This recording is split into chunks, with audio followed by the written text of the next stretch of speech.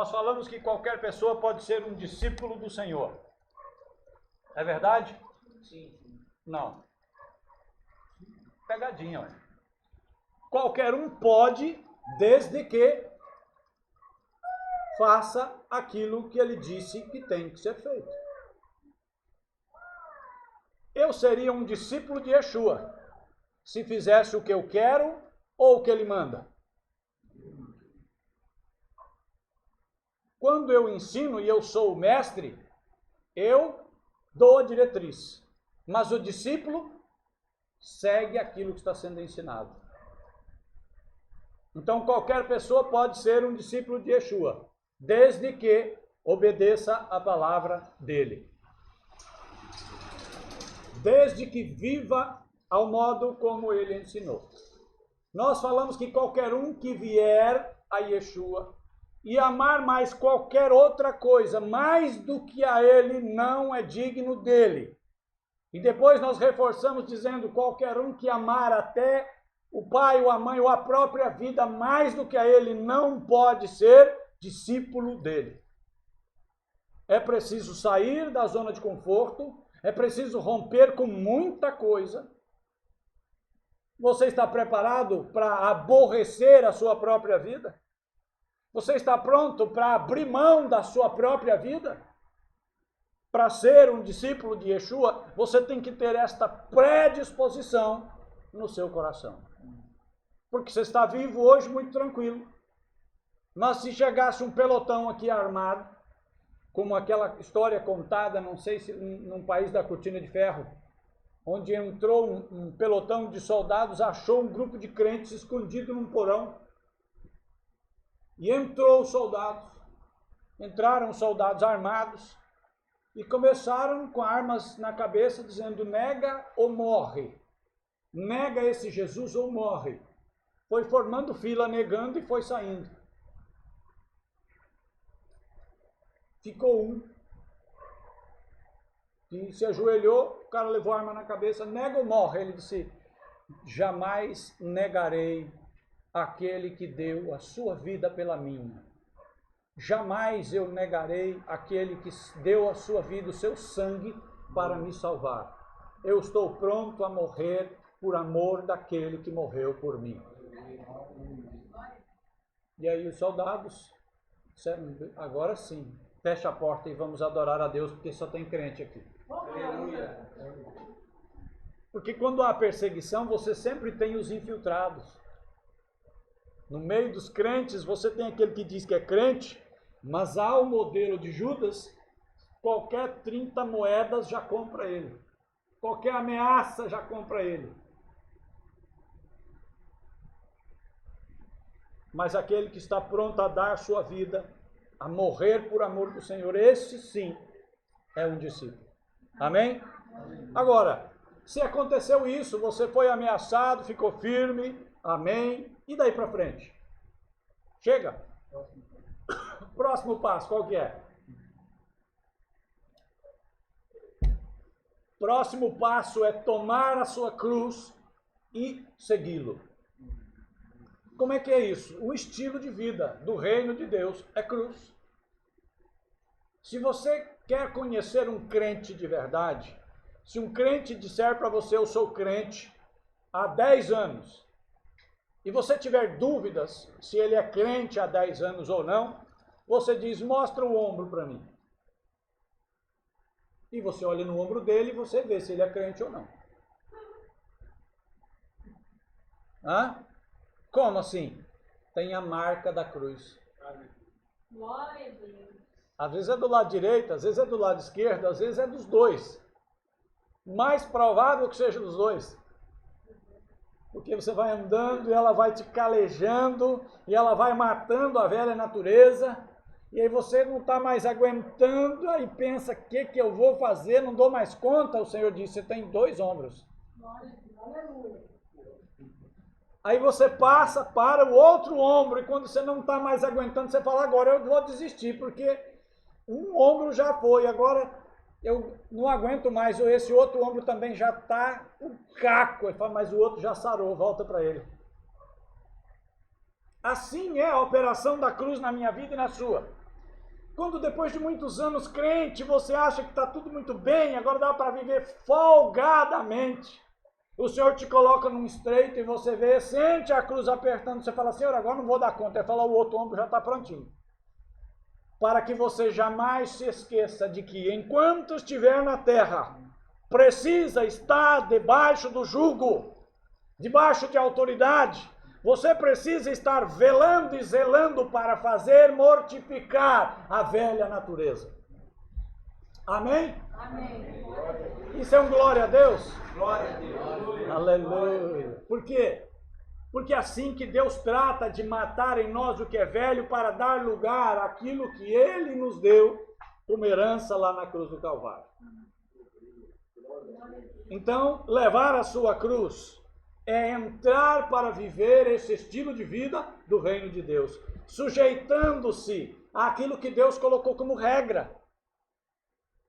Deus colocou, a primeira coisa que a gente esbarra depois que começa a caminhar a vida cristã é no princípio de autoridade. Porque Deus coloca a autoridade dele sobre homens que também são falhos. E aí o que é que o sujeito faz? Como é que eu vou me submeter a homens que são falhos como eu? Fulano tem falhas, esse pastor é assim, é assado. A primeira paulada que a cruz dá no sujeito é aí. Porque ou eu me submeto às autoridades reconhecendo que, conforme está na palavra, foram estabelecidas por Deus, ou eu digo, não creio na palavra. Porque se a palavra diz que é assim, e Deus estabeleceu assim, e eu digo que sou crente, na prática eu tenho que me submeter às autoridades estabelecidas por Deus, até o limite em que eles me mandem pecar. Até o limite em que me levem a estar na contramão da palavra do propósito de Deus. Se uma autoridade disser para você, vai pecar, sim, porque é lei, você diz, importa mais obedecer a Deus que aos homens. Aleluia. Glória a Deus. Sujeite-se às autoridades, 1 Pedro 2, 13 a 14. Por causa do Senhor, sujeitem-se a toda autoridade constituída entre os homens, seja ao rei como autoridade suprema, seja aos governantes como por ele enviados para punir os que praticam o mal e honrar os que praticam o bem. Então eu devo me submeter a autoridades, por quê? Porque o cara é bom? Porque o cara é inteligente? Porque o cara faz jus ao cargo que ocupa? Ou por causa de quem? É o que a palavra está dizendo. Eu preciso obedecer por causa do Senhor. Estas autoridades foram colocadas por Deus e são para o meu bem e o seu bem. Às vezes, quando você está em obediência e você não gosta, você não entende por que aquela autoridade foi estabelecida e por que ela está te impedindo de fazer algo que parece ser bom. E como é que alguém diz que isso é bom? Como é que Deus colocou uma autoridade na sua vida e você gostaria de sair para evangelizar lá na Rocinha e ele diz, não, você não vai. E você fala, mas evangelizar é de Deus. Mas ir lá atrás dos perdidos é de Deus. E aí essa autoridade barra você de ir lá.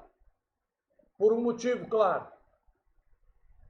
E diz, olha, você não tem maturidade espiritual para entrar nesses níveis de confronto. Você não tem maturidade espiritual para entrar nesses lugares.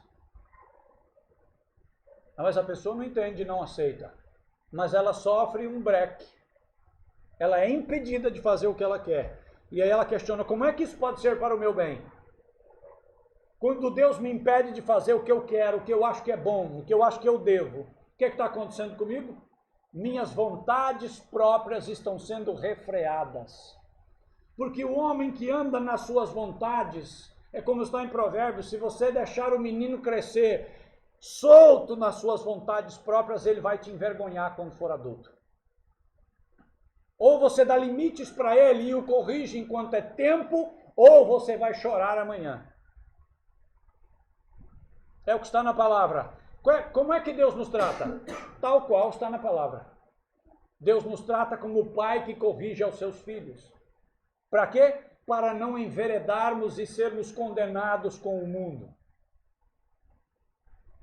Por que uma autoridade me freia de fazer algo? Às vezes você acha que aquilo era bom e aparentemente até poderia ser, mas ser freado, ser puxado para trás, ser impedido de fazer o que eu quero, vai quebrando o meu ego, vai quebrando a minha natureza humana, vai tratando com o meu caráter, vai me ensinando os princípios da obediência, da submissão. Nós precisamos um dia falar sobre isso. Nós vamos separar um tempo para isso, tal qual estamos falando de discipulado, de discípulos. Vamos falar da palavra submissão. Vamos explanar sobre isso porque é um tema muito profundo. Quando eu falo a palavra submissão, o que te vem na cabeça? Existe uma missão. Quando a palavra submissão é dita na igreja, é porque nesta igreja existe uma visão dada por Deus, uma missão, uma responsabilidade. E aí, quem quer andar nessa visão precisa estar submisso, debaixo dessa missão. Submissão é estar debaixo, é estar apoiando. A arca de Deus andava debaixo dos pés de alguém ou sobre os ombros de alguém. A visão que Deus dá é como a arca da presença de Deus. Deus levantou este ministério para um propósito. A presença de Deus está sobre o ministério. Quem entra no ministério precisa se sujeitar às regras, ao modelo que Deus estabeleceu. Você imagina 4 pessoas carregando uma arca. E uma dessas pessoas resolve virar para a direita. O que acontece? Vai desequilibrar a arca, vai cair, vai danificar o projeto, vai criar um problema. Espiritualmente falando, morre. Mas experimenta carregar algo sobre os ombros, em 4. E diga para um desses sair repentinamente pela direita ou pela esquerda. Desequilibra tudo. No tempo da correção e do preparo, Deus me faz primeiro entender que existe uma missão, existe uma visão, existe um propósito, existe um cabeça e eu preciso me submeter. Qual é o maior princípio para você e para mim, enquanto conhecedores da palavra? O que é que prova a minha fé e o meu amor a Deus? Qual é a palavra? Obediência. Obediência é o quê? É submissão, eu me submeto àquilo que Deus está colocando para mim. Você é obrigado a obedecer a Deus? Não. Não é. Tanto é que se fôssemos obrigados, não caberia aqui, ó. Por que não está cheio esse lugar? Porque pessoas fizeram escolha de andar no que entendem. Pessoas tomaram a decisão de fazer aquilo que elas acham melhor e não se submeteram à vontade de Deus. Não se submetem às regras, não colocam os seus ombros debaixo da carga, da responsabilidade, da visão, do propósito e da missão que Deus tem. Se eu te perguntar, estamos falando de discípulos. Um discípulo é aquele que está aqui para fazer o que quer ou aquilo que está sendo ensinado e mandado pelo Senhor. Você está aqui para fazer a vontade de quem? Não é a sua? Como é que eu me predisponho para isso? Como é que eu vou fazer a vontade de Deus aqui? Para começar, quantos ministérios você sabe que existem por aí? Quantas igrejas? Quantos ministérios? Cada uma destas igrejas, embora centralizada num propósito principal, cada uma delas está trabalhando numa frente ou de um modo diferente da outra. E a pessoa que vai para uma Assembleia de Deus conhece a visão e a missão da igreja e se coloca em submissão para andar na visão daquela igreja. Qualquer um que entra e começa a querer virar seu curso para a direita ou para a esquerda, desalinha com a visão e, consequentemente, sai do propósito, sai da proteção que é a submissão. O crente não entende o tamanho, a quantidade, o nível do poder que há sobre a vida de alguém que anda em obediência. Você não entende a proteção de Deus sobre a sua vida quando você se coloca debaixo de obediência, debaixo de submissão. Há pessoas defendendo seus direitos, há pessoas defendendo seus interesses, mas está completamente desalinhado com o propósito. A Bíblia não está mandando eu defender meus interesses. A Bíblia não me manda lutar pelos meus direitos aqui, ela manda eu abrir mão de mim pelo reino. Abrir mão da minha vida por amor ao Senhor. Então, no reino de Deus, você não precisa se preocupar com suas ideias, planos e vontades. Você precisa se preocupar em conhecer a vontade de Deus, os planos de Deus e a vontade de Deus para viver. Aqui não é o reino da individualidade. As igrejas são conhecidas como comunidades. E a Bíblia diz, num nível muito mais profundo, diz que a igreja é o quê? O corpo de Cristo. Como é que um corpo é? Interligado, completamente ligado, completamente conectado e funciona debaixo de uma única visão. O que comanda o seu corpo é a sua cabeça. Se colocassem duas cabeças aí em cima de você e cada uma quisesse fazer uma coisa, o que ia acontecer? Ia ser meio estranho, não ia não? Uma cabeça queria ir para o banheiro, outra queria comer pipoca, e os dois saem numa velocidade total. E para onde que vai? Racha o corpo. A igreja é o corpo de Cristo e ele é o cabeça. Existe uma visão direcionada para a igreja. A igreja não pode ser composta de uma multidão querendo andar nas próprias vontades. Essa multidão não pode andar para a esquerda ou para a direita. Temos todos que ter a mesma visão, andar na mesma direção. Ou então, somos hipócritas nos dizendo discípulos. Estamos mentindo para nós mesmos. Se eu não sou discípulo do Senhor, se eu não sou digno dele, eu estou na igreja, mas não tem essa conversa. Ou eu estou integrado à visão, ou eu estou submisso ao que está colocado, ou eu estou fora do propósito. Imagine a igreja como um carro. Você que me falou de um exemplo assim, de alguém indo para um lugar, um ônibus, um carro. A igreja é isso. E o cidadão diz, não, eu vou a pé, eu vou com as minhas pernas. E aí, o trajeto a ser percorrido é 5, 10 mil quilômetros. Ele diz, não, eu vou na canela, eu vou do meu jeito. Não reconhece que a igreja é o meio, que a igreja é onde está manifestado o Espírito Santo, onde está manifestado o poder, onde há salvação, é na igreja. Porque se a igreja é o corpo de Cristo, a vida de Cristo está no corpo. Se eu quero ter Yeshua, Cristo, morando em mim, eu preciso estar na igreja. A igreja é o corpo dele. Como é que eu digo que eu tenho Jesus morando em mim se eu não estou na igreja? Se a igreja não está em mim, eu não estou na igreja. Se eu não estou nele, ele não está em mim.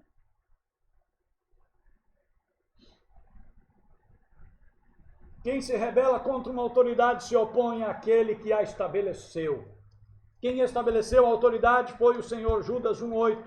Da mesma forma, estes sonhadores contaminam seus próprios corpos, rejeitam as autoridades e difamam os seres celestiais.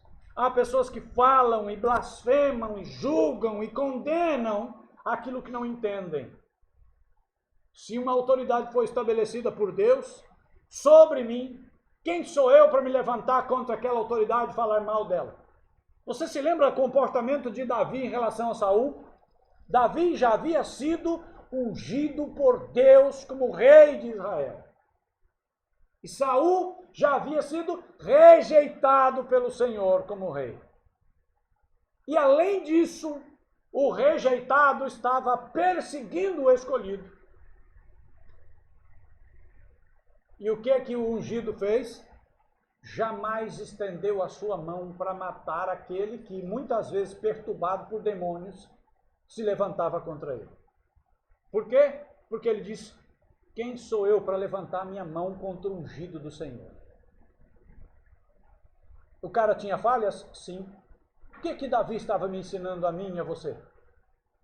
Que ele tinha temor de Deus, que ele respeitava as instituições de Deus, que ele tinha temor e respeito pelos princípios de Deus. Ele estava olhando um homem falho? Sim. Conviveu de perto, conheceu muito bem Saul, viu todas as falhas dele, esteve diante dele quando ele era perturbado por demônios, sabia muito bem que Deus o havia rejeitado, jamais estendeu a mão sobre ele, embora muitas vezes ele foi colocado nas mãos de Davi. Jamais estendeu a mão. O que eu aprendo com isso? Jamais abra a sua boca para julgar ou condenar ou criticar um ungido de Deus. Se o cara está errando, se pisou no tomate, se fez coisa errada, como disse Davi, que o Senhor seja sobre ele, mas eu não estenderei minha mão sobre ele. Você não pode ter medo, não precisa temer orar por um líder que está pecando, que está errando. Você pode orar e peça ao Senhor que estenda a mão sobre ele. Aí é justo. Porque se Deus o estabeleceu, Deus o julga e Deus trata com ele. Muitas vezes você vê um homem com conduta errada diante de um povo e Deus não estende a mão rapidamente sobre ele. Por quê? Porque o povo já se assentou como juiz e está julgando, condenando e falando. E Deus diz: vocês terão aquilo que merecem. O cara tinha que ser julgado e tirado dali? Sim, porque está em erro. Está prejudicando o povo de Deus. Mas Deus não o tira dali até o momento oportuno. Por quê? Porque muitas vezes a igreja, ao invés de orar e colocar aquele homem nas mãos de Deus, para que Deus trate com ele, para que Deus proceda com justiça, conforme é correto para com ele, já que Deus o estabeleceu, ao invés de fazer isso, começam os tititi, os mimimi, os condena, os fala pelas costas, os julga, gente que não sabe, que não dá conta de cuidar da própria vida, começa a querer dizer o que é que um líder pode ou não, deve ou não fazer. 2 Pedro 2,10, especialmente os que seguem os desejos impuros da carne e desprezam a autoridade. Insolentes e arrogantes, tais homens não têm medo de difamar os seres celestiais. Falando de enfrentamento no mundo espiritual, aquele exemplo ali de Judas, onde havia uma contenda sobre o corpo de Moisés, uma disputa. Tem gente que acha que é crente que pode falar certas coisas. Tem gente que só porque acha que é alguma coisa pode enfrentar certas realidades espirituais. A pessoa, por exemplo, um dia expulsou um demônio. Não, eu sou o cara. Um belo dia ele encontra uma manifestação de um principado e ele fala, é para mim. E aí ele apanha igual o cachorro caído de mudança. E não sabe por quê. Porque não consegue discernir os níveis de autoridade, nem na luz, nem nas trevas. Não tem discernimento, sai falando, difamando, achando que pode tudo. O que aqueles demônios disseram para aqueles filhos de Cefas? Jesus eu conheço, Paulo eu sei quem é, mas e vocês quem são? O que aconteceu? Pau neles. Apanharam e fugiram pelados. Nem a roupa não sobrou no corpo. Imagina o tamanho da peia. Nós temos que ter mais cuidado com o que falamos, com o nosso comportamento, como lemos no início. Precisamos ter temor de Deus. Precisamos conhecer a palavra e viver de acordo. Pastores e líderes velam pela sua alma, conforme está em Hebreus 13:17. Obedeçam aos seus líderes e submetam-se à autoridade deles. Eles cuidam de vocês como quem deve prestar contas. Obedeçam-lhes para que o trabalho deles seja uma alegria e não um peso, pois isso não seria proveitoso para vocês. Bem clara a palavra aqui. Muitas pessoas não entendem porque às vezes um espírito maligno não entrou na vida de certo cidadão e não fez uma destruição. O que é que Jesus falou para Pedro? Satanás pediu a sua alma para te peneirar, mas eu roguei por ti. E se não? Quando o diabo vem e requer a alma de alguém que está vivendo fora do propósito, fora da linha, que não se submete à autoridade. E o diabo vem a ele, vem com plena liberdade. E aí, não tem preparo, não tem discernimento, cheio de rebeldia, de desobediência, o diabo deita e rola na vida de pessoas desse jeito. E a pessoa não entende por quê, depois ainda quer questionar. Sua obediência, sua submissão é a maior proteção que você tem. Porque quando você está em obediência, a mão de Deus está sobre a tua vida e o diabo não pode tocar você.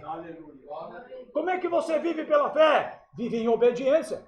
Como é que eu provo que eu estou vivendo pela fé? Porque eu estou vivendo em obediência à palavra de Deus. Isso prova a minha fé. Porque eu vivo a palavra, eu vivo em obediência. Não é porque eu digo que eu sou alguma coisa. Falar, todo mundo fala. Como é que eu provo que eu sou crente, que eu vivo pela fé? Minhas atitudes, meu estilo de vida prova se eu ando ou não por fé. Como? Pelo estilo de vida de obediência que eu vivo. Porque tem gente que diz que faz e acontece e tal, mas não está em obediência, está enganando a si mesmo. Porque é o princípio do reino. Você não tem um lugar no reino de Deus que te deixe fora desse princípio da obediência. Ame a disciplina. Crente não gosta de disciplina. Crente não gosta de ser corrigido. Crente não gosta de ser repreendido. Ame a disciplina, ela te livra do inferno. A natureza humana, o coração do homem é corrupto, diz a palavra. Por qualquer coisa se corrompe. Então por que eu não amaria a disciplina? Porque a disciplina cria regras. A disciplina estabelece um estilo. E quem anda na disciplina preserva a sua vida do inferno. Glória a Deus. Olha o que está em Provérbios 23, 13 a 14. Não evite disciplinar a criança. Se você a castigar com a vara, ela não morrerá. Castigue-a você mesmo com a vara e assim a livrará da sepultura. Será que isso aqui serve só para crianças pequenas? Serve para nascidos de novo no reino de Deus. Pessoas que são novos convertidos são como bebês espirituais. Você entra aqui na igreja e recebe uma palavra, você fala: Jesus amado, levei uma taca nesse domingo. A palavra foi um cajado. Ame o cajado, ame a disciplina, porque ele visa livrar você do inferno. A palavra da correção pregada aqui não é para a sua destruição, ao contrário, é para a sua salvação. Ame a disciplina, ela te faz sábio. Provérbios 12:1 diz: todo que ama a disciplina ama o conhecimento, mas aquele que odeia a repreensão é tolo.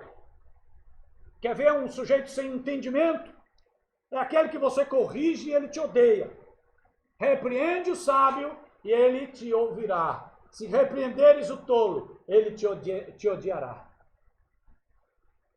Tem gente que se você o corrige, você perdeu o amigo. Acabou. Não aceita correção. Odeia disciplina. Perdeu o amigo. Sai da igreja. Fala mal, vira o bicho. Provérbios 15:32. Quem recusa a disciplina faz pouco caso de si mesmo, mas quem ouve a repreensão obtém entendimento. Aleluia. Quem aceita a correção, quem recebe a repreensão e o conselho, a exortação, adquire entendimento. A pessoa cresce, amadurece, frutifica. Quer ver alguém que não frutifica, que não amadurece, que não sai do mesmo lugar? O rebelde, o desobediente, que não aceita conselho, que acha que sabe demais, morre na própria ignorância. Tem 10, 20, 30 anos na igreja. É a mesma teimosia de sempre. Ame a disciplina, ela produz frutos de justiça. Hebreus 12:11. Nenhuma disciplina parece ser motivo de alegria no momento, mas sim de tristeza. Mais tarde, porém, produz fruto de justiça e paz para aqueles que por ela foram exercitados. Amém? Tem pessoas que vieram a mim num momento, alguns anos depois da minha conversão, e eu, como amo a palavra, e eu amava desde o princípio a palavra de Deus, as pessoas me procuravam para receber cajado. Vinham sentar comigo, fazendo as coisas erradas, e vinham contar para mim, sabendo que iam ouvir. E algumas pessoas dessas que estão hoje de pé, dão graças a Deus por aquilo que ouviram de mim, quando eu as repreendi com a palavra. Não são muitas as pessoas. É pouca gente que ama a disciplina, que ama a correção. Mas a Bíblia diz que é como uma semente. Na hora que você recebe a tristeza, não é agradável no momento, mas espere o tempo certo e você verá que o fruto de justiça vai brotar na sua vida. Aleluia. Se você não aceitar a disciplina, o fruto de justiça não vai aparecer na sua vida. Ame a obediência. O prazer de Deus está em que se façam sacrifícios. É assim? Não. O prazer de Deus é maior na minha e na sua obediência do que em qualquer tipo de sacrifício. Olha a revelação disso. Olha que temos que aprender. 1 Samuel 15, 22 e 23. Samuel, porém, respondeu: acaso tem o Senhor tanto prazer em holocaustos e em sacrifícios, quanto em que se obedeça a sua palavra? A obediência é melhor do que o sacrifício, e a submissão é melhor do que a gordura de carneiros. Pois a rebeldia é como o pecado da feitiçaria, e a arrogância como o mal da idolatria. Assim como você rejeitou a palavra do Senhor, ele o rejeitou como rei. Palavra que foi direcionada a Saul, quando ele desobedeceu e resolveu fazer aquilo que ele achava que devia. Quando ele, aparentemente olhando, ele fez o que Deus mandou. Basta fazer o que Deus mandou? Deus te mandou fazer algo, existe o que Deus mandou, existe a forma de fazer. Quando Deus diz, ama o teu próximo, não acabou a frase? Não termina a frase aí. Ele diz, ama o teu próximo de que maneira? Então eu não posso amar o meu próximo de qualquer maneira. Eu tenho que amar o meu próximo da mesma maneira como eu amo a mim mesmo. Eu tenho que obedecer a Deus? Sim. De que maneira? Não, estou fazendo a minha parte, pronto. Não. Eu tenho que fazer o que Deus mandou no modelo que Deus mandou. Como é que os sacrifícios eram oferecidos antigamente? Tinha todo um ritual para cada coisa que se fazia. Se era oferta pacífica, era de uma maneira, se era oferta pelo pecado, era de outra. Tudo tinha um ritual. Agora, estas coisas eram apenas sombras, figuras da realidade espiritual, e tinha que ser feito à maneira como Deus mandou. Imagina agora nós que desfrutamos da graça, do poder, da unção, do Espírito Santo morando em nós, vamos viver relaxadamente? Nós que temos o Espírito Santo de Deus morando em nós, vamos proceder com rebeldia, com desobediência, com egoísmo, com mentira? Deus não tem prazer em sacrifícios de homens. O prazer de Deus está na minha obediência e na sua.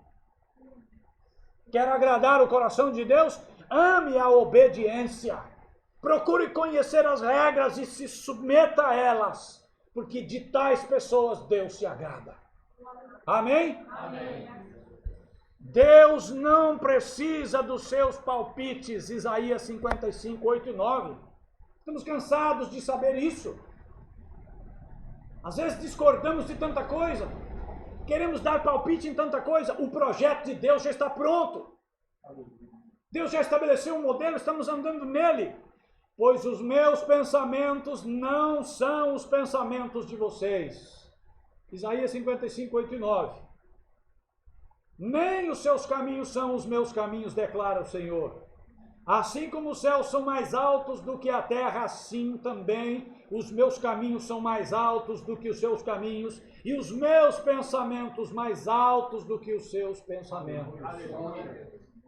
É maravilhoso ouvir isso. É tremendo ouvir isso, mas precisamos entender a profundidade do que está sendo dito. O projeto de Deus está pronto, Deus não é pego de surpresa. Deus vê o último dia antes do primeiro.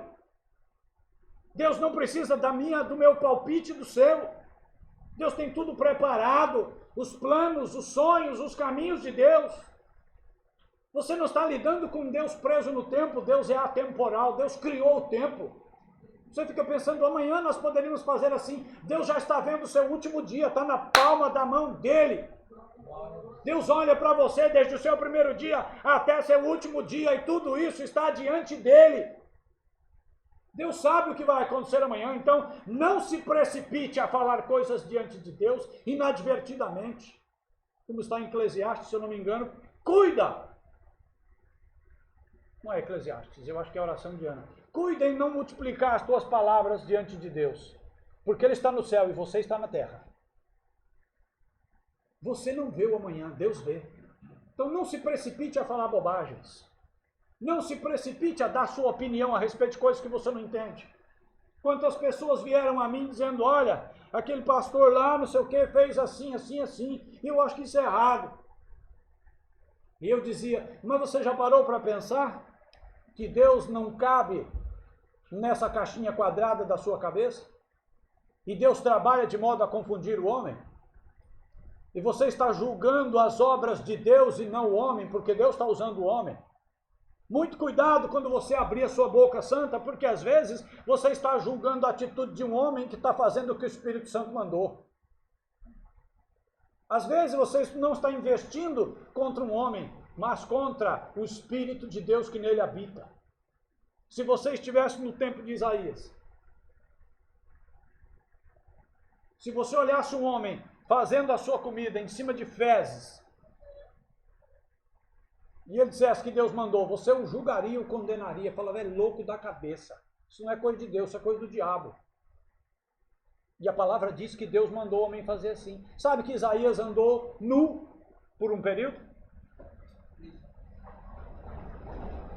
Se fosse aqui no meu tempo e no seu, o cara começasse a ficar peladão, você chama a polícia, manda esse vagabundo ser preso. Porque nós não olhamos como Deus olha, nós não vemos o que Deus vê. Então não se precipite de abrir a sua boca naquilo que você não conhece, naquilo que você não sabe, naquilo que você não entende, naquilo que não te foi revelado. Ame a obediência e sirva de boa vontade, prontamente. Tem gente que você diz, vamos fazer isso. Ah, mas não sei o quê. Isso é servir de boa vontade ou é fazer o que você quer na hora que você acha que quer, no modo que... Misericórdia. Tem pessoas que você chama ela para te ajudar numa coisa, na primeira vez você chama, na segunda você vai a contragosto, na terceira você não chama mais. Por quê? Ou você serve de boa vontade ou peca, porque aquilo que nós não fazemos de todo o coração como ao Senhor, aquilo que não fazemos por fé, é o quê? Pecado. E aquilo que se faz pela fé não pode ser com murmuração, não pode ser com reclamância. Ah, mas não sei o que, não vou fazer, ou só vou fazer porque... Não. Se você não puder fazer por amor, seu sacrifício não aproveita. Não é o que a Bíblia diz? Se você der o que tem aos pobres e o corpo a ser queimado e não tiver amor, nada disso te aproveita. A igreja tem coisas para serem feitas e vai chegar a hora que eu vou te chamar para ajudar em alguma coisa e você vai vir de má vontade e vai se lembrar da palavra. Se você não puder fazer por amor, não faça só para cumprir tabela. Tem que ser por amor, tem que ser por fé, tem que ser em espírito. Tem que haver prontidão, tem que haver boa disposição. Romanos 12:11 diz, nunca lhes falte o zelo, seja fervoroso no espírito, sirvam ao Senhor. A atitude minha de fervor no espírito me faz ter zelo pela obra, pelas coisas de Deus. Quando eu te chamar para fazer alguma coisa na obra e você relutar no seu coração, é porque ou você tem algo que de fato te impede, ou você não entendeu a obra de Deus ou não tem zelo por ela. Ame a palavra de Deus, Salmo 119, 97. Como eu amo a tua lei, medito nela o dia inteiro. Ah, mas eu amo a palavra de Deus. Amo a palavra de Deus, mas daqui a pouco estava fazendo um discurso falando um monte de coisas que é contrário à palavra de Deus, se opondo a princípios revelados da palavra. Amar a palavra de Deus significa o quê? Significa ter compromisso com ela. Porque a palavra de Deus não é uma poesia de flores e de coisa vazia. A palavra de Deus é luz para o meu caminho, é lâmpada para os meus pés, é pão que me alimenta, é água que lava e purifica a minha vida. Aleluia. Eu preciso amar a palavra nesse nível. Ah, um livro tão bonitinho, comprei um livro, olha uma Bíblia, sabe que capa maravilhosa, que coisa de luxo, chique. Ai, amo a minha Bíblia. Leu ela que dia? Aí tem 2 meses. Ama a palavra de Deus coisa nenhuma. Não tem compromisso com a palavra. Amar a palavra não é só ficar indo lá ler para cumprir tabela. Amar a palavra é ir para lá com aqueles 2 A's e os 2 E's que eu publiquei esses dias. Vai com abertura e vai com atenção, porque senão você lê um versículo, Deus estava falando, você estava lendo aqui, pensando lá, perdeu a revelação. Vá com abertura. Eu estou pronto para receber de Deus, eu tenho abertura para isso. Deus vai falar, eu tenho atenção no que eu estou lendo. Quando eu estou ligado na palavra, às vezes uma pequena frase dentro de um versículo muda o meu dia, porque Deus fala comigo nas pequenas coisas. Então vá com atenção, vá com abertura, vá com esperança de receber de Deus. Tem gente que está lendo lá o Velho Testamento, ai meu Deus, até acabar isso aqui, misericórdia. Não, leia com esperança de que numa genealogia daquela, Deus te faça saber que Ele é o seu Pai e você é da família de Deus. Deus fala, Deus revela coisas que às vezes parece que não está no versículo, mas Deus traz ao seu coração e enche ele, porque você estava ali com abertura, com esperança, lendo com atenção, dando tempo para Deus falar com você. E por último ainda, com entusiasmo. Tem gente que lê a Bíblia e vai... Lembra quando as pessoas se convertem? Eu não sei se foi com você assim no começo, mas cada vez que era o tempo separado para ler Bíblia, que eu abri a Bíblia assim, sabe, vou ler aqui, Deus vai falar comigo, porque falou ontem. E foi tremendo, então eu já vou com expectativa, eu vou com entusiasmo. Eu estou pronto para receber algo de Deus. Vai funcionar se eu estiver preocupado com o trabalho que começa daqui a pouco? Ah, eu não jantei, misericórdia, estou aqui orando, mas estou com uma fome, meu Deus do céu. Se o seu coração, se você não estiver alinhado ali, dedicar tempo ao Senhor, você vai perder o seu tempo. Tenha cuidado de viver com atenção para receber de Deus. Ame a palavra dele, ame de verdade. Leia e medite, é importante isso. Já li meu versículo, meus capítulos de hoje, agora eu tenho que sair. Já vou rápido lá, porque lê correndo, não recebe, sai sem meditar no que leu. Conclusão, nem sabe o que leu. Josué 1:8. Não deixe de falar as palavras deste livro da lei. Como é que vai falar aquilo que não sabe? Como é que vai falar aquilo que não leu? Aquilo que não conhece? Não deixe de falar e de meditar nelas de dia e de noite, para que você cumpra fielmente. É para falar e meditar para quê? Para ver se você consegue fazer exatamente como está lá. Então não é para ler e decorar versículo e dizer, eu sou o cara, eu sei 122 versículos de cor. Não. Eu quero saber se você vive pelo menos a metade disso. Que é o que importa. É para você meditar de dia e de noite, para que você cumpra fielmente tudo o que nele está escrito. Só então os seus caminhos prosperarão e você será bem-sucedido. Qual pessoa que não quer prosperar na sua vida ou não quer ser bem-sucedido? Eu não conheço. Não, para mim... Se eu ficar aqui nesse barraquinho, tiver arrozinho com feijão, para mim tá bom, não quero mais nada, acabou a vida para mim. Mentira, alguma esperança tem. Algum sonho enterrado tem. Tem gente que você conversa com ele, ao invés de contar a verdade para você, ele mente para você. Eu não quero mais nada, eu não, para mim. Aí você vai mexer, vai ver que lá naquela alma tem sonhos sepultados, decepções guardadas, projetos que a pessoa desistiu.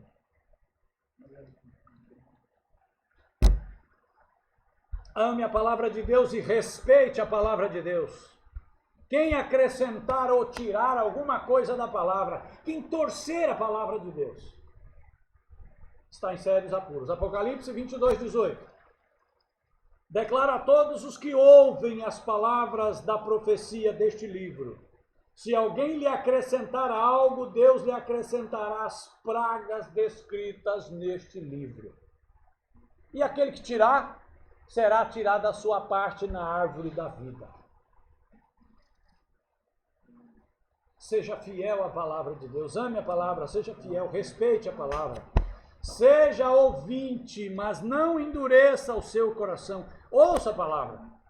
Hebreus, capítulo 3, verso 15 diz: por isso é que se diz, se hoje vocês ouvirem a sua voz, não endureçam o coração como na rebelião. Que rebelião? Quando por 40 anos uma geração foi morta no deserto. Hoje, se você ouve a palavra de Deus, não endureça o seu coração. Existe isso? Sim. Há pessoas que estão no culto ouvindo a palavra e elas estão já definidas. Elas estão ouvindo já pensando em outras coisas. Elas criam um problema dentro de suas cabeças, diz a palavra aí. Uma pessoa foi na minha casa um dia e falou: pastor, o senhor pregou aquela palavra de domingo encomendada para mim? Pensa no moral, hein? Vê se a pessoa achar que você pregar uma palavra só para ela, está com moral lá em cima. E os demais irmãos da igreja, olha, falar aqui para vocês, eu estou pregando hoje só para o Daniel, vocês, eu não estou nem aí com vocês, eu preparei a palavra só para ele. É muito importante esse Daniel, eu estou pregando só para ele. Vocês, eu não estou nem aí. Não existe isso. Mas a pessoa ficou tão confrontada com aquilo que o Espírito dirigiu naquela noite que ela foi na minha casa no outro dia. Chegou lá, queria saber se eu tinha feito isso.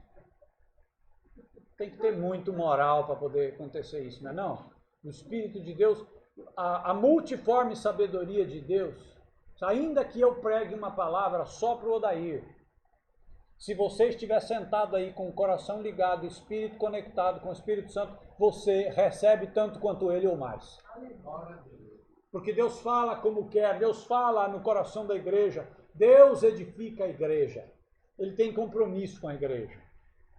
Ame a palavra de Deus e não endureça o seu coração.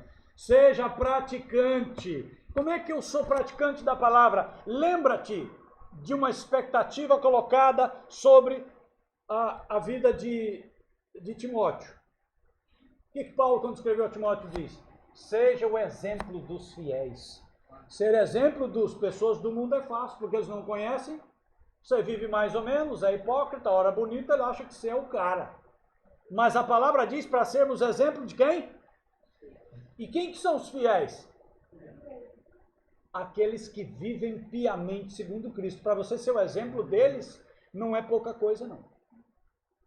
Seu exemplo na palavra, no trato, no amor, na fé, exemplo, vida, conduta, é o que diz lá. Aqui, quando diz, seja praticante, olha o que Tiago 1,22 diz, sejam praticantes da palavra, não apenas ouvintes, enganando-se a si mesmos. Aquele que ouve, aprende e sabe e não vive, está mentindo para ele mesmo, está enganando a si mesmo. Ame a palavra de Deus e seja também semeador. A palavra de Deus é maravilhosa, eu amo a palavra de Deus, que coisa tremenda. Você tem semeado? Não. Então você não conhece a palavra porque você é egoísta. Se ela é tão boa assim, e ela fez tanto por você, e nela está mandando ir pregar, e você não está indo, você é um egoísta, um hipócrita, que tendo conhecimento de algo que é bom, não reparte, mesmo sabendo que não termina, que não se esgota. Palavra de Deus, você acha que se você repartir com as pessoas, vai esvaziar seu reservatório? O que vai acontecer? Quanto mais você der, mais você terá.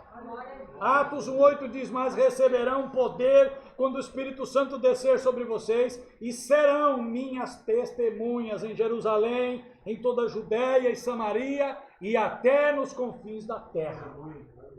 Poder para ser testemunha. O que eu sou testemunha de Cristo? Mostrando ao mundo o que Ele fez na minha vida.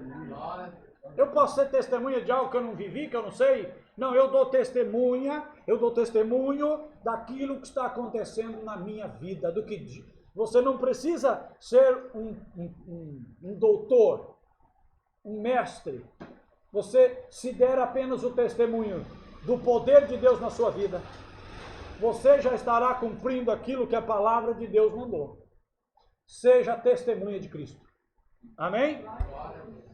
Ame a oração. Tem gente que não gosta de oração. Ore sem cessar no Espírito e com ação de graças. 1 Tessalonicenses, primeira carta de Paulo aos Tessalonicenses, capítulo 5, verso 17. Orem de vez em quando. Oi? Quando que é para orar? Incessantemente, em todo tempo, nós devemos orar. Ore pelas autoridades, ore pela nação, ore pela prosperidade da nação, ore pela paz na nação, ore pela paz de Jerusalém. 1 Timóteo 2, de 1 a 4. Antes de tudo, recomendo que se façam súplicas, orações, intercessões e ação de graças por todos os homens, pelos reis e por todos os que exercem autoridade, para que tenhamos uma vida tranquila e pacífica, com toda a piedade e dignidade. Isso é bom e agradável perante Deus, nosso Salvador, que deseja que todos os homens sejam salvos e cheguem ao conhecimento da verdade. Amém? É a vontade de Deus que a minha oração abra caminhos até para o evangelismo. Como é que as pessoas chegarão ao conhecimento da verdade? Ore por isso, para que os homens venham ao conhecimento da verdade. Por quê? Porque esta é a vontade de Deus, que nenhum se perca, mas que sejam salvos no pleno conhecimento da verdade. Ore pela salvação das almas. Salmos, capítulo 2, Salmos, número 2, como preferir, Salmo 2:8. Pede-me e te darei as nações como herança e os confins da terra como tua propriedade. Você está orando pelas nações, mas não estou orando nem pelos meus parentes. Então começa daqui para lá. Estabelece uma escala. Vocês serão minhas testemunhas, Jesus disse. Aonde? Em Jerusalém. Que é isso? O lugar onde eles estavam. Então, começa orando ali por onde você está, pela sua casa, vizinho, bairro, cidade, vai estendendo. Daqui a pouco você está orando pelas nações. Quando você pedir ao Senhor, peça para Ele te dar as almas como herança. Dá-me, Senhor, estas almas como herança para o reino. Dá-me, Senhor, essas vidas que estão perecendo. Ore pela sua igreja, pelo seu pastor, e ore pelos ministérios e pelos alvos da igreja. Porque se você não orar pelo pastor, nem pelas lideranças, e o pastor cair e não tiver mais igreja, você vai para a próxima igreja e fica tudo bem. É assim? E você mostra que tem amor pelo seu próximo. E aí fechou. É isso? 1 Timóteo 2:1. Antes de tudo, eu recomendo que se façam súplicas, orações, intercessões e ação de graças por todos os homens. Ore pelas pessoas. Não tenha medo, não, isso é bênção. Ame servir. O maior é aquele que serve. Aprenda a ser servo. No reino de Deus não tem lugar para bicudo, para nariz empinado. No reino de Deus só tem lugar para servo. Ah, mas o meu ministério é mais especial do que o do fulano. Então vamos lavar o vaso da igreja comigo. Ah, não, pastor, aí já é demais. Isso não dá para mim, não. O senhor disse que eu tenho um ministério? O que ministério significa? Serviço. Você tem ministério e você não serve? Então não tem ministério. Onde começa a preparação de um ministério? No serviço. quando alguém serve, quando alguém lava o vaso, limpa a cadeira, limpa o chão, quando alguém trabalha, cuida das coisas da igreja e do reino e faz por amor, por fé e em espírito e faz de todo o coração. Ah, mas eu não me dou muito bem para esse negócio de ser servo. Então, lamento dizer, você não cabe no reino de Deus. Você quer ser rei, você tem que ter um reino para você. Se você quer entrar no reino de Deus, você tem que aprender que o primeiro princípio é servir. Por quê? Porque tudo que Deus precisava fazer por mim e por você, já foi feito. Deus enviou o Filho dele como servo aqui na terra, para deixar um exemplo para mim e para você. E ele disse, eu não vim aqui para ser servido, mas para servir. Então é para esse homem que nós devemos olhar e aprender dele. Lucas 22, de 25 a 27. Jesus lhes disse, os reis das nações dominam sobre elas, e os que exercem autoridade sobre elas são chamados benfeitores. Mas vocês não serão assim. Pelo contrário, o maior entre vocês deverá ser como o mais jovem e aquele que governa como o que serve. Pois quem é maior, o que está à mesa ou o que serve? Não é o que está à mesa, mas eu estou entre vocês como quem serve. Ame servir, todo o seu trabalho no Senhor não é em vão, tem recompensa. 1 Coríntios 15, 58. Portanto, meus amados irmãos, mantenham-se firmes e que nada os abale. Sejam sempre dedicados à obra do Senhor, pois vocês sabem que no Senhor o trabalho de vocês não será inútil. Ame a palavra, ame servir, ame a oração, ame a obediência. E Yeshua nos ensinou o princípio, sendo Deus, se fez servo. Olha o que está em Filipenses 2, de 5 a 8.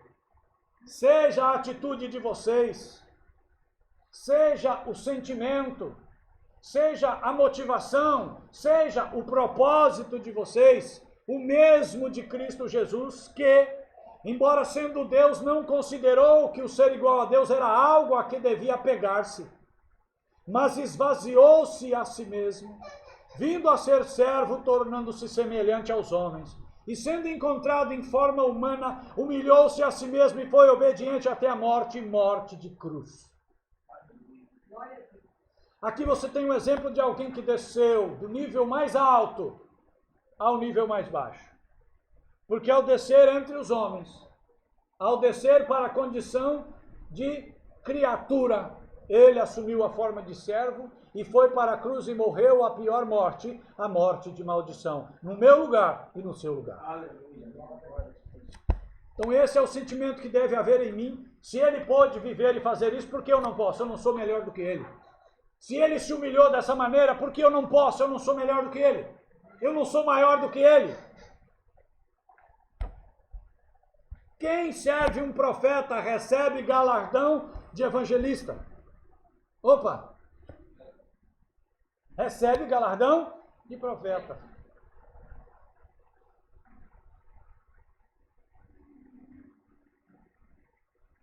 Quem recebe um profeta porque ele é profeta, receberá a recompensa de profeta. E quem recebe um justo porque é justo, receberá a recompensa de justo. Se você recebe um pastor, você receberá a recompensa dele. Ou você acha que tem recompensa só para profeta e só para justo? Não é isso. O texto está dizendo, se você recebe alguém na condição daquilo que ele é e representa, você recebe a recompensa dele. Quando você me serve a mim como pastor, você recebe a recompensa de pastor. Claro, quando você entende que tudo que faz é por fé, tudo que faz é de todo o coração como ao Senhor, sabendo que é a Cristo que você serve, que é dele que receberá a recompensa. Quando você faz em espírito, em amor e por fé, você recebe a sua recompensa. Amém? Porque a Bíblia está dizendo, lemos agora aqui, que o nosso trabalho no Senhor não é em vão. Tudo que fazemos no reino para a glória de Deus tem recompensa. Faça tudo de todo o seu coração como ao Senhor, porque é a Cristo que servis. Colossenses, capítulo 3, verso 23 e 24.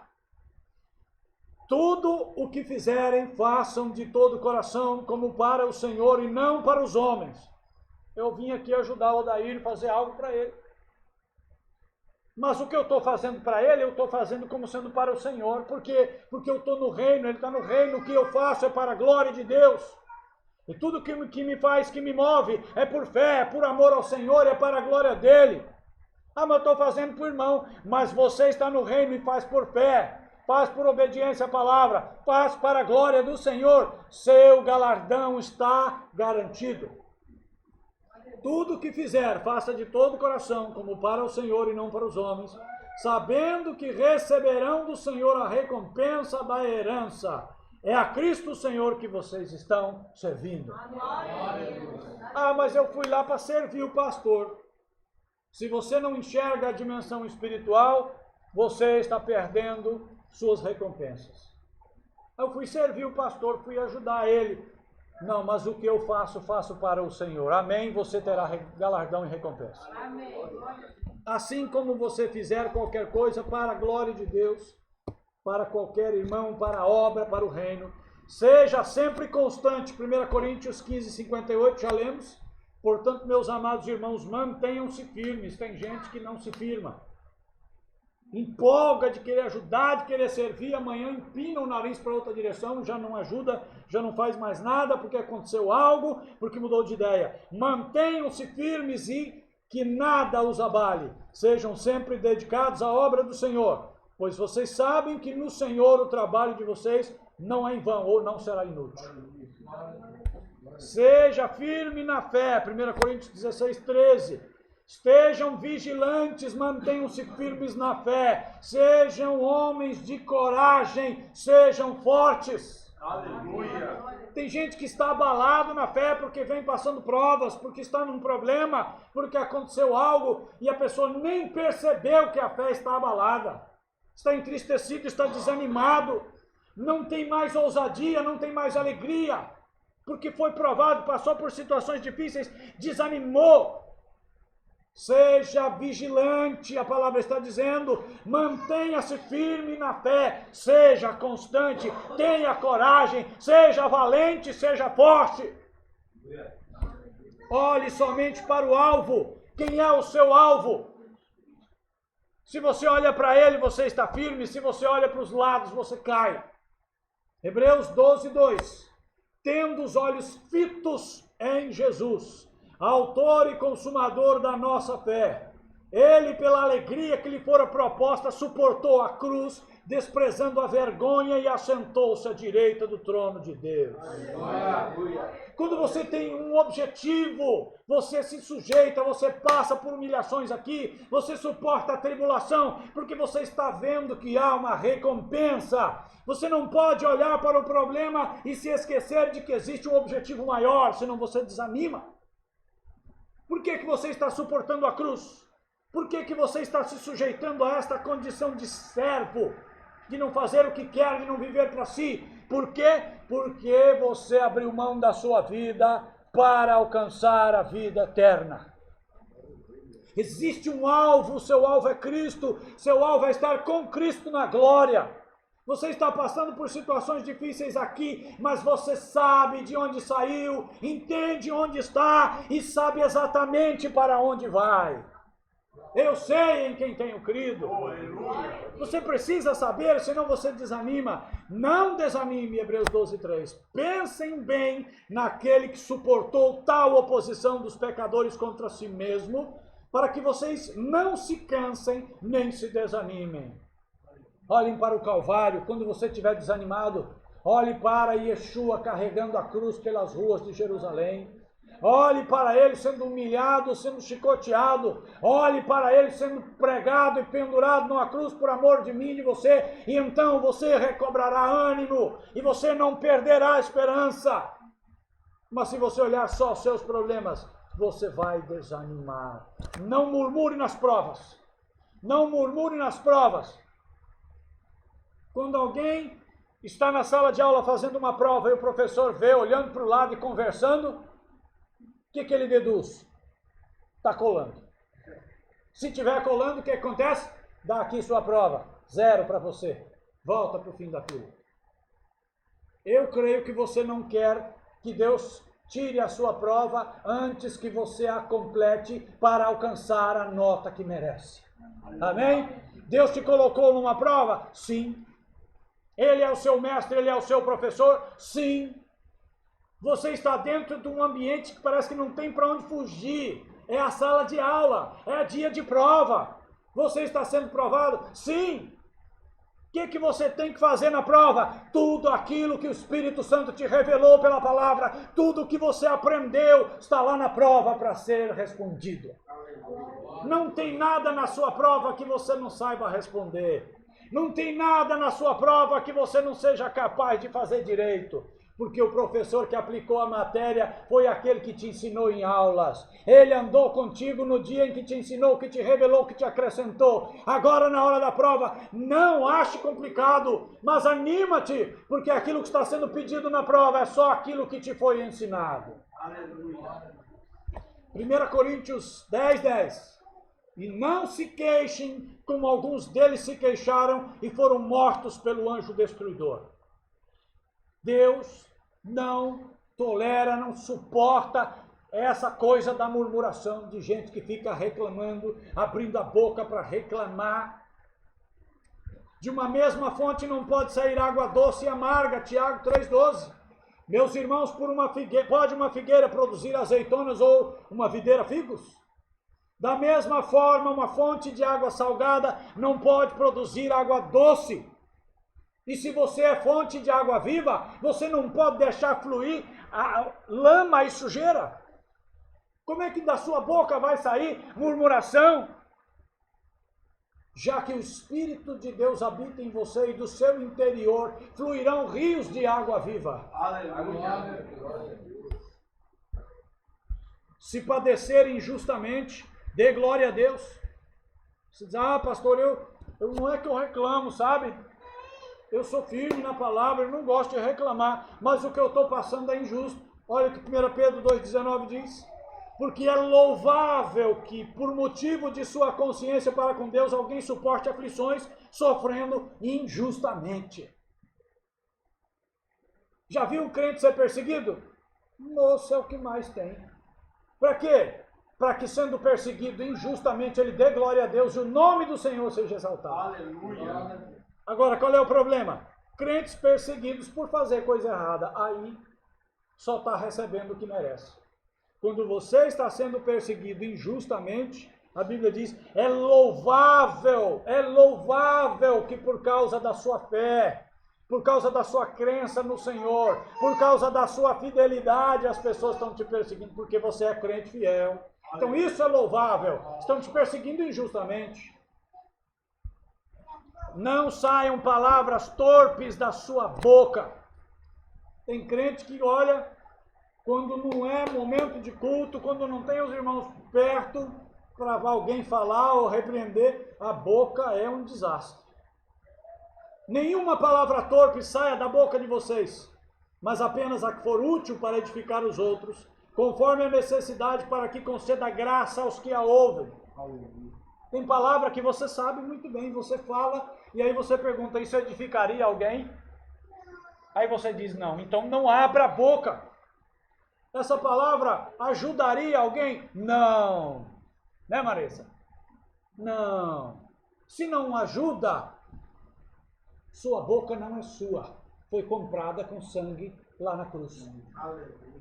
Não acho que você tem o direito de fazer o que quer da sua vida, não. Você até tem, se estiver lá no mundo. Mas enquanto está na igreja, está sujeito à autoridade do Senhor e de sua palavra. Se você não concorda com isso, é a mesma coisa de estar no mundo. Não adianta nada estar na igreja, discordando da palavra, vivendo na contramão dela. Louve, adore, dê graças a Deus em todo o tempo. Não, pastor, mas não dá. Passei uma prova ali que naquela hora lá aconteceu isso. Não dá para dar glória a Deus. Senão seria hipocrisia da minha parte. Não, hipocrisia seria você dizer que crê na palavra e numa hora dessa não crê. Isso é hipocrisia. Ah, mas aconteceu tal coisa, sim. Mas você não conhece a palavra? E tal, eu sei, mas é que lá não diz que todas as coisas cooperam para o bem daqueles que amam a Deus e são chamados segundo o seu propósito? Ah, mas foi humilhação terrível, sim, mas alguma coisa boa Deus tem nisso, então dê glória a Deus porque Ele é fiel. Você não dá glória às vezes pela humilhação, mas você dá glória porque Deus é fiel e daquilo ali Ele pode trazer algo de bom para você. Em todo tempo dê graças, adore, louve ao Senhor. Esta é a vontade de Deus a vosso respeito. 1 Tessalonicenses 5,18. Deem graças em todas as circunstâncias, pois esta é a vontade de Deus para vocês em Cristo Jesus. Pronto, está revelado. É a vontade de Deus que você abra a boca para dar glória, para adorar, para exaltar, para agradecer em todo tempo. Seu exemplo fará calar a boca dos opositores, e às vezes você não sabe. Né? Tem gente que diz assim, rapaz, mas eu não entendo você aí nessa situação, dando glória a Deus. O cara se incomoda e fala, como que é isso? Você compartilha a luz que você tem com ele. 1 Pedro 2,15. Pois é da vontade de Deus que, praticando o bem, vocês silenciem a ignorância dos insensatos. Tem gente que fala mal de você a ufa, e fala mal de todo mundo. Mas a hora que ele vê você fazer algo que a palavra manda, te vê dando glória num momento complicado, te vê dando graças e dizendo, eu sei que o Senhor é Deus e que o meu Redentor vive e que todas as coisas estão no controle do Senhor, por isso, mesmo aqui agora eu dou glória ao Senhor. O insensato vai no mínimo calar a boca. E se ele abrir a boca é para querer entender o que você está fazendo, aí é hora de você lançar a sua semente. Amém? Vigie. Sempre falamos isso aqui. Aprenda a vigiar. O Senhor deixou essa palavra para nós. Aprenda a ser vigilante. Mateus 26, 41. Vigiem e orem para que não caiam em tentação. O seu espírito está pronto, mas a sua carne é fraca. O seu espírito foi regenerado e quando você está na presença de Deus, você se enche de alegria e pronto, nada mais importa. Mas a sua carne, a sua alma, a sua natureza humana é ainda inclinada para o pecado. E se você não vigiar, embora tendo o Espírito de Deus morando em você, se você não vigiar, você vai falar o que não deve, vai fazer o que não devia, vai tropeçar e pode cair. Então, vigia por ti e por aqueles que olham pela sua vida. Vigia a sua boca, 1 Pedro 3,10.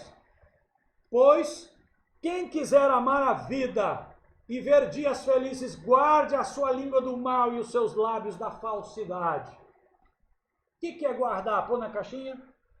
Guardar do mal é não permitir que a sua boca fale mentiras.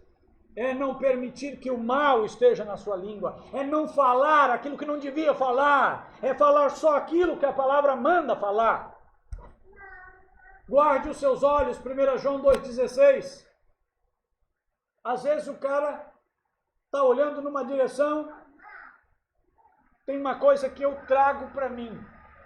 Não procure aquilo que você não pode achar.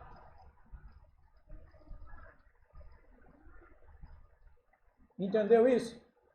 Tem gente que começa a procurar chifre em cabeça de égua. Já viu esse ditado? E se achar? E se achar, o cara vai ficar louco da cabeça, falar, nunca vi isso, e aí? O que a pessoa começa a procurar? Procurar coisa que não pode achar. O cara é casado e fica procurando coisas por aí. E se achar? Não procure aquilo que você não pode achar. Você não pode achar uma pomba gira manifestada, então não fique caçando. Não fique procurando. Não dê a ocasião. Aí o cara estava... Não tem um ditado que diz quem procura? Pronto. Às vezes o cara encontrou. Está lá a pomba gira manifestada, né? Toda oferecida. Ele fala, mas não estou procurando. Não vou querer. Por que não? Porque não estou procurando. Agora, se o cara está procurando, ele está sempre aqui, ou na mente, ou nos olhos, ou está pensando, ué, vai acabar achando. E se achar? Está feita a presepada, aí a espada está no pescoço. O sujeito ia indo muito bem na fé, mas não vigiou com seus pensamentos, não vigiou com seus olhos, não vigiou com sua boca. Falava demais, tal coisa, se for assim, não sei não. Se parecer pega meu facão. Aí aparece uma hora, o diabo fica ao seu redor, querendo achar ocasião. Então vigia com as suas palavras, vigia com os seus olhos. Está olhando demais para onde não devia. Por quê? Porque está procurando alguma coisa. E se achar? Olha o problema. Não procure aquilo que você não pode ou não deve achar. Cuida do seu coração, dos seus pensamentos. Provérbios 4, 23. Acima de tudo, guarde o seu coração, pois dele depende toda a sua vida. Do que a palavra está falando aqui? Daquele órgão que bate aqui dentro e bombeia o sangue? É disso? Guarda o que você pensa. Cuida do seu conjunto de valores, porque você anda naquilo que acha, acaba andando naquilo que concorda. Você rejeita o que discorda, aceita o que concorda. Você anda no seu conjunto de valores. O ser humano vive das suas escolhas. Então guarda muito bem este lugar onde estão os seus valores, porque é de lá que procedem as saídas da sua vida. É conforme você se alimenta da palavra e tira os valores do mundo, é que você começa a encontrar as saídas da vida. Tem gente que parece que a porta está sempre fechada para ele e a porta não se abre. Vai saber por quê, vai saber o que tem no coração dele. Então guarda, vigia o teu coração, não deixa entrar no teu coração coisas que não procedem de Deus e da palavra. Aquilo que está lá e você sabe que não procede, não perca tempo, põe fora. Lance aos pés da cruz. Fale com o Senhor, olha, tem um lixo aqui, Senhor, pecado do tipo A e B, está dentro de mim e eu estou trazendo aos pés da cruz, eu renuncio, eu rejeito, eu não aceito na minha vida. Isso é coisa da velha vida, isso é pecado, eu peço, me perdoa, daqui para frente eu não aceito isso na minha vida. Você precisa reagir e cuidar do seu coração, porque senão o lixo vai acumulando e aí começa a apodrecer e a coisa complica. Cuida dos seus ouvidos. Tem gente que fica ouvindo certas coisas que não devia e aí daqui a pouco está concordando com aquelas ideias. Diga-me com quem tu andas e eu direi no que você vai se transformar, eu direi quem tu és. Por quê? Porque as más companhias corrompem os bons costumes. O sujeito está andando direitinho, está fazendo tudo muito certinho, mas daqui a pouco começa a andar na roda dos escarnecedores, começa a ouvir o que não deve, começa a se expor a coisas que procedem do inferno e começa a se deixar influenciar. O que aconteceu? Pegou coisas lá fora e colocou dentro do seu coração, e é de lá que procedem as saídas da vida. Olha o problema. Não sei por que eu estou assim. O que você anda, a que você dá ouvidos? A que você considera? Quais são os seus valores? Tudo isso é uma resposta para mim e para você. Mortifique a sua velha natureza, é responsabilidade sua e minha. Então Deus vai ter que me transformar. Para com essa conversa para boi dormir. Deus põe o cara na prova para mudar a natureza dele e começa a murmurar.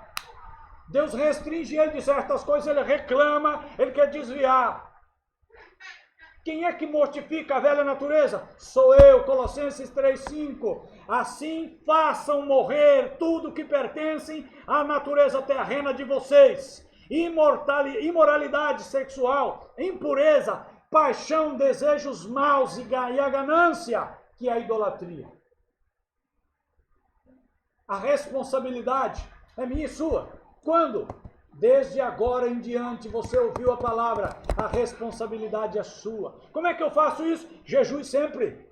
Negue-se a si mesmo, não espere ser repreendido.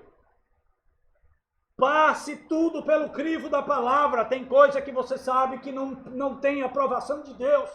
Insiste, esconde. É quartinho fechado, aqui ninguém mexe, essa é uma área da minha vida e não abre para ninguém. Humilhe-se diante de Deus para que Ele te exalte. Porque Deus dá graça ao humilde, sim, Ele ajuda o humilde. O cara chegou na igreja e desatou o coração diante de Deus, se humilhou, rasgou o coração, reconheceu que não era nada e dependia de Deus e foi buscando e foi dependendo e Deus o levantou e o exaltou. Aleluia. O cara chega e eu sei, eu posso, eu quero dar uma opinião aqui, vamos fazer assim porque eu acho que, e o cara nem limpou o lixo do seu coração, já quer dar palpite na obra de Deus. A Bíblia diz que Deus resiste aos soberbos.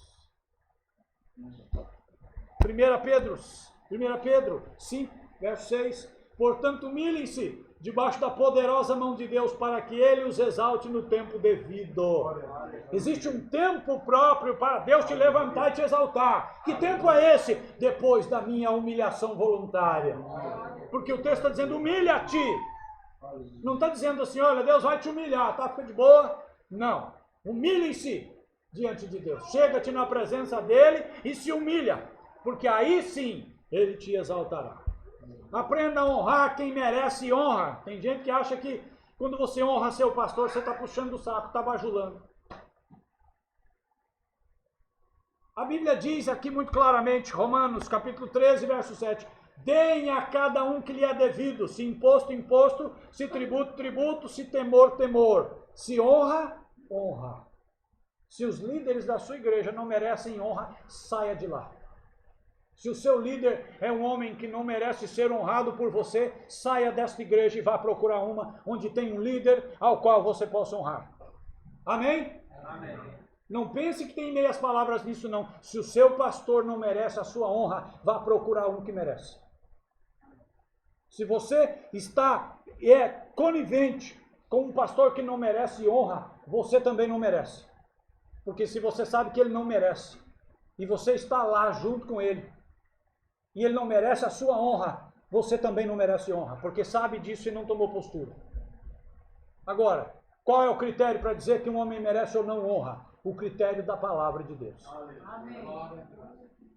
Viva e ande em espírito, Gálatas 5, 25. Se vivemos pelo espírito, andemos também pelo espírito.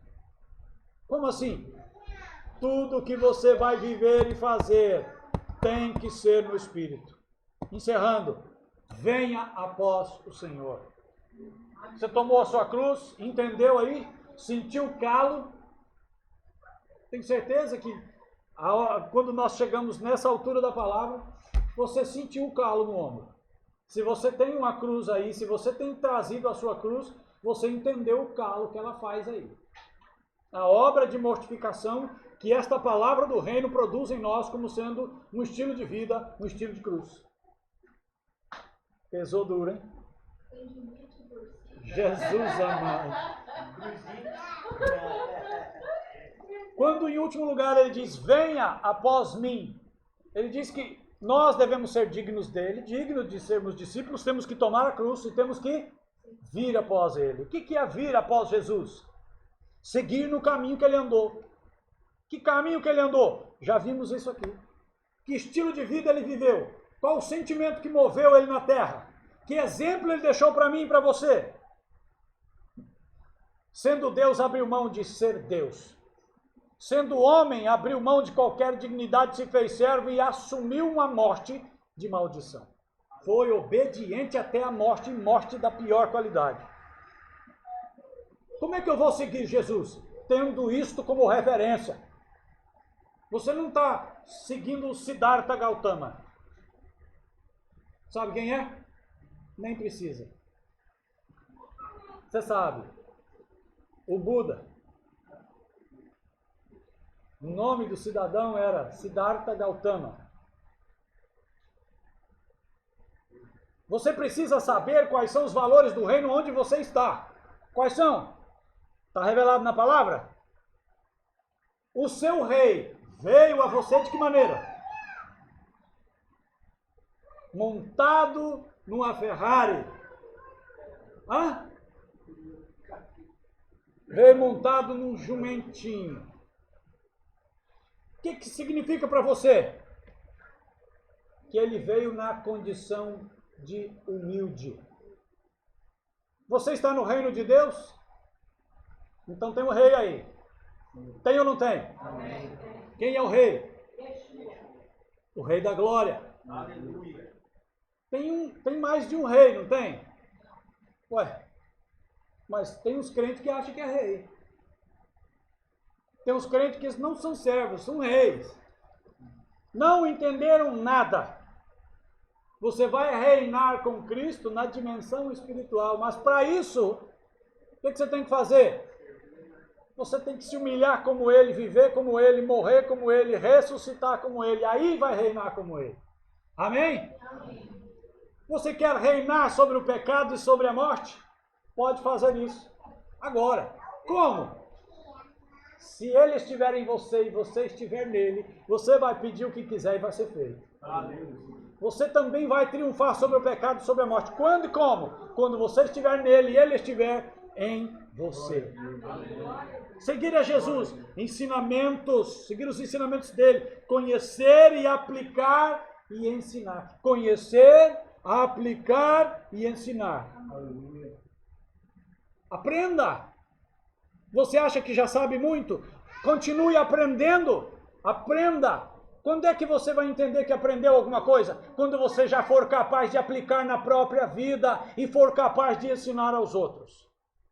Porque ensinar aos outros falando é simples, mas ensinar aos outros, comunicando verbalmente, mostrando como se faz, é outra coisa. Provérbios 22:6, ensina o menino no caminho que deve andar e até quando for velho não se desviará dele. Ensina. Comunicando verbalmente com clareza o princípio e o ensinamento. Crie oportunidades para que ele pratique o que aprendeu de forma monitorada. Discipulado.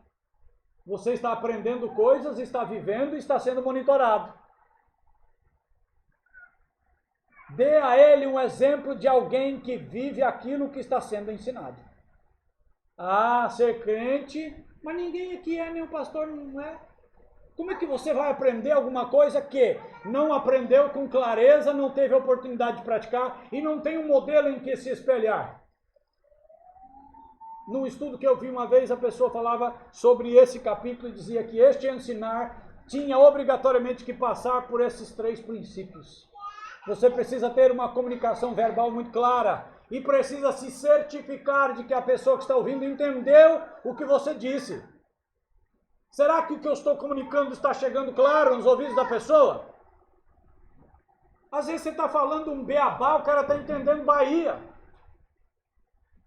Eu preciso saber se o que você ouve de mim é aquilo que está escrito e se está entendendo. Uma vez clara esta palavra, uma vez revelada, entendida, é criada a oportunidade pelo Espírito Santo para você colocar em prática. De forma monitorada, você tem que ser monitorado. Não nasceu sabendo. Tem que aprender de alguém. E alguém tem que te ajudar. Quando você erra, quer desanimar, alguém vem e te corrige, te reanima, te redireciona. Por isso o monitoramento. E um exemplo de alguém que está vivendo. Eu quero que você viva o que eu estou vivendo. Anda comigo.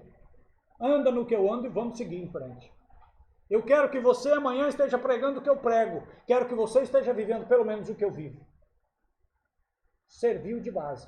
Você está recebendo o ensino claro aqui? Eu falo claramente para você? A palavra que eu prego é difícil de entender? Você tem tido a oportunidade de colocar em prática o que recebe aqui? O que eu te ensino é para ser vivido ou é filosofia? Você está recebendo apoio quando tem problemas, quando me procura? Eu te ajudo ou eu te ponho para correr? Você vê na minha vida alguém que procura viver o que prega ou um charlatão? Abre a boca. Por isso eu estou te chamando para viver e andar comigo. E se eu não for digno do que eu prego, saia daqui hoje e vá procurar uma igreja. Porque se eu não vivo o que eu prego, eu não sirvo de referência para você. Se eu não sirvo de referência para você, você precisa dela. Amém? Aquilo que você aprendeu, você deve ensinar. Como assim? 2 Timóteo 2:2.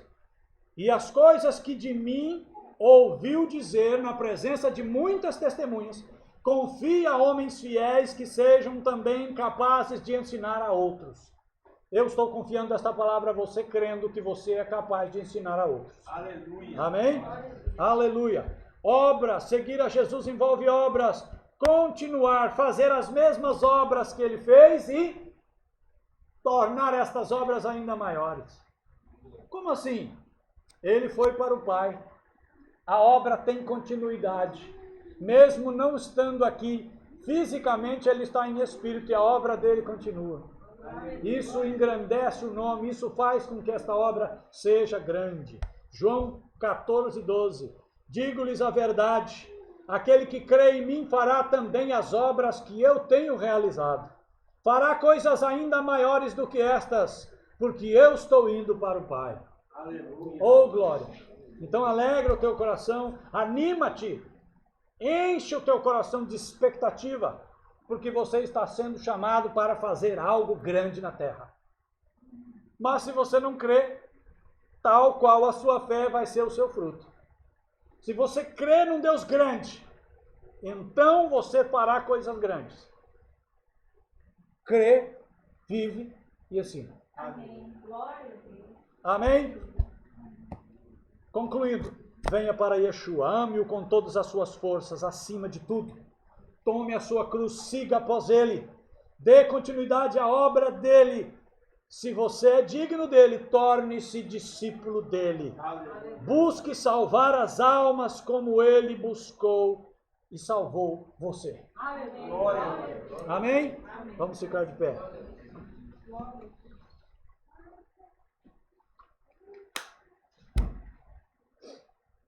Aleluia. Feche os seus olhos.